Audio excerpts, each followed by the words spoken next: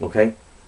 You're the only person in the world who claims to have a real ninjutsu curriculum in Korea passed down to you through oral tradition only.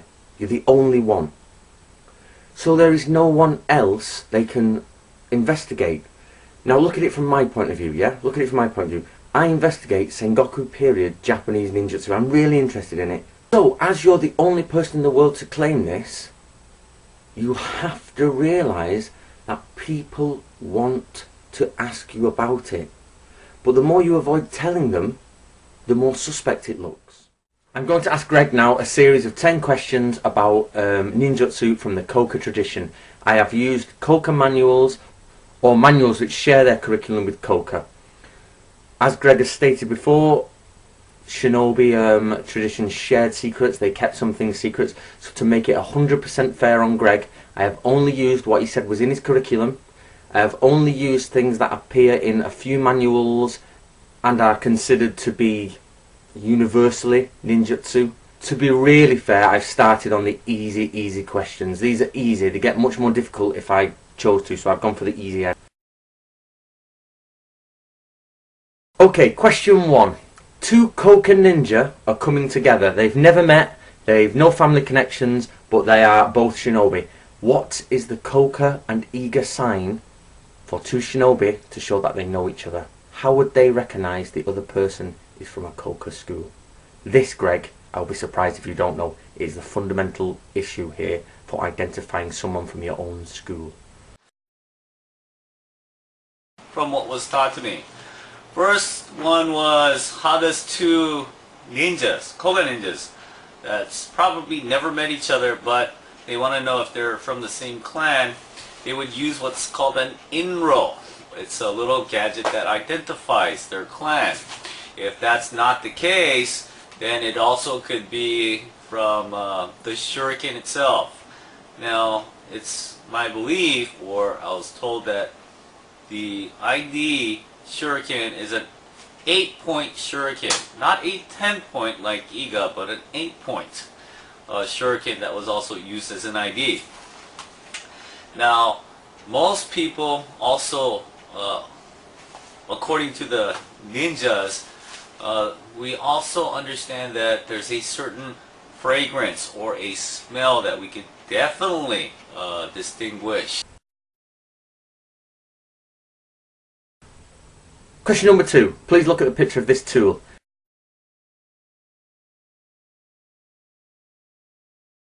Greg, can you tell me what other thing goes with this tool and how you construct the other thing? Okay, for number 2, if it's real small, according to the picture, it could be a fukiya, which is a dart.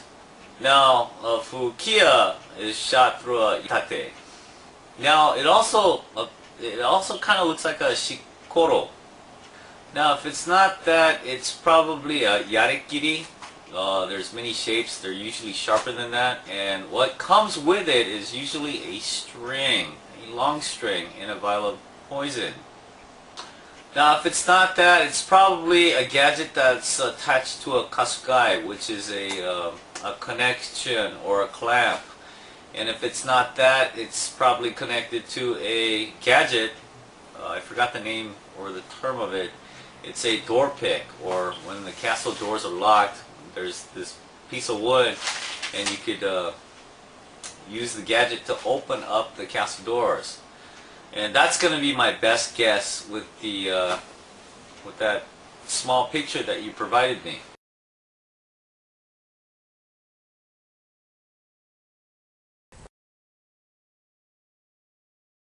Greg, when you're a shinobi is on a night mission and you're going to raid another camp, what must you have with you? What information?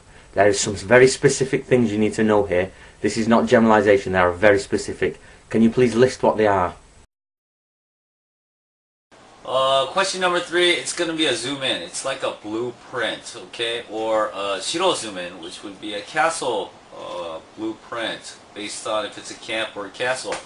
Now, this list, it does have certain targets, specific things written on it, and some of the things are such as like water supply, just in case you decide to torch the place. You also wanted to know where the weapons were stored, where the main target is as of like a human being, and things like that, if that's what you're referring to. Question number 4. To add on to the last question, Greg, there are some very specific ways that a Koka shinobi and the Iga shinobi would infiltrate an enemy and the enemy camp. Number 4, you would perpetrate as a supplier, maybe even a messenger, or a holy man that's come to bless everybody, or you would infiltrate or take possession of a guard and infiltrate as a guard. Number 5.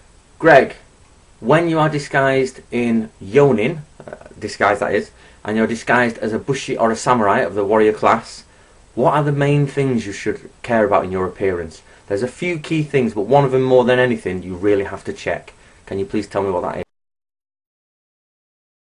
And as for number 5, the most important thing is what's called the monsho. It's like the crescent, okay, the samurai crescent.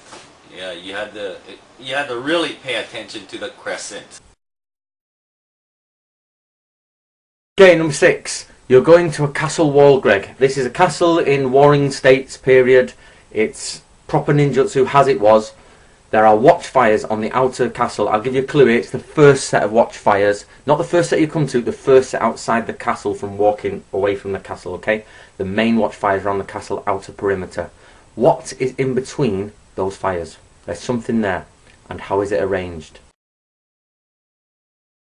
Number 6, what's usually surrounding a castle is water. Now, in between the fire, and this is at night, right? And the main door, there's the foundation, the rock foundation, and there are these rooms, special rooms with little windows. And that's when castle gets invaded, people would throw like bow and arrows and throw bombs down and things like that, if that's what you're referring to.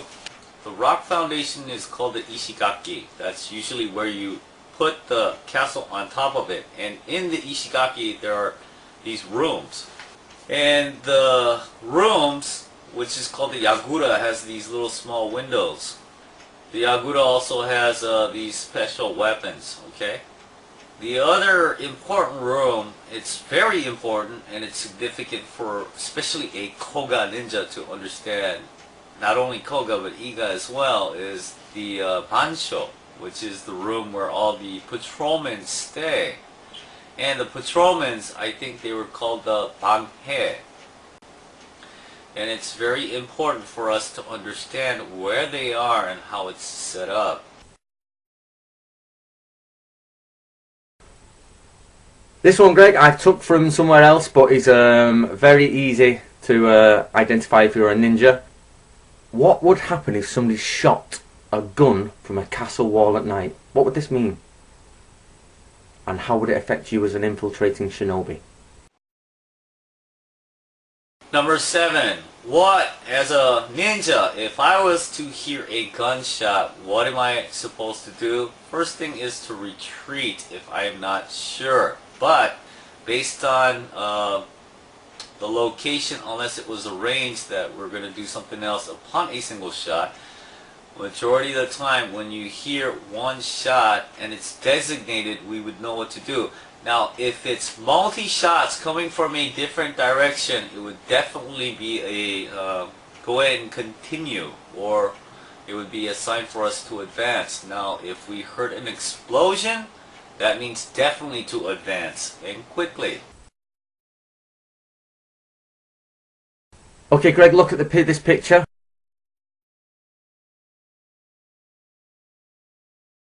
I'm not asking you to give any secrets about anything here away. All I want you to do, very simply, is tell me how the operating mechanism works for this. You should be able to describe, as a Koka shinobi, the operating mechanism only. So nothing else, no secrets given there. Number 8, it looked like your drawings kind of like look like a piece of bread, you know. I think I could make a sandwich with it. No, joking aside, it's not a very good picture. But if it's either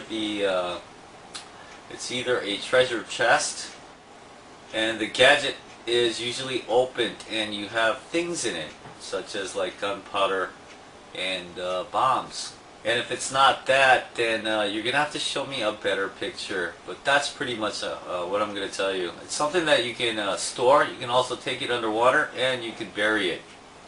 That I know about. Well, if it's what I think it is, that gadget. Right, Greg, you're a shinobi and you're on a night mission. Yep, and you're looking up to a castle wall. A night patrol passes. Or you're outside the castle and a night patrol passes. Now you know they pass at regular times. What comes in between them? Something comes in between them. What is it? Explain what it is. Can you give me the word in Japanese? But if you can't give me in Japanese, give me a description of what this is. And that would be perfect. Doesn't matter if you don't know the Japanese. Even in the English would be fine. And for number 9, I think the Japanese word is called pyoshiki, and that's when the guards patrol at night, and they have to have in between the rounds they do it's a clap, and that's to let everybody know, and the ninja had to understand that clap, and I believe that's the answer you're looking for. The Japanese word is called pyoshiki. Now there's something else that you also want to know. When patrolmen patrol the castles at night, they also have to do this at around 8 o'clock. If they don't carry torches, fire, they're also going to be attacked because they're going to be considered an enemy. So it's very important for them to also carry fire as they're patrolling, especially at night. I think that's important for you to mention. And the final question, Greg, is, okay, which it'll be a good one. How are you, as a shinobi no mono, connected to the Lord who's hired you? How do you communicate? What is your social relationship? And how do you get to talk to each other? What is the connection of how you talk to each other? And what is the infrastructure for you being able to talk to him? How many people are involved? What's the system? And how does it all work? Number 10. Now, you could do this through letters. You could do this through a kunoichi, which usually is going to be a concubine or a female servant, and they usually relay the message. And when you actually wanted to meet the person, they'd have these secret passages or designated areas. Another popular place would be like the temple. You would actually go there to pray, and although people say that Koga ninjas were monks, you know, they were monks, and a lot of them specialized. It's one of the highly big secrets. Even Koga and ninja, although they all understood majority of the universal codes of the ninja, there were still certain secrets that were kept. And being monks was one of them, and my teacher had taught me this. So, if a lord wanted to meet his subordinate or the ninja that they employed, they would probably meet at a temple. And payment was also, how should I say it, laundered through the temple as well. This is something that's also interesting that you might want to research. そんな答えで大丈夫か？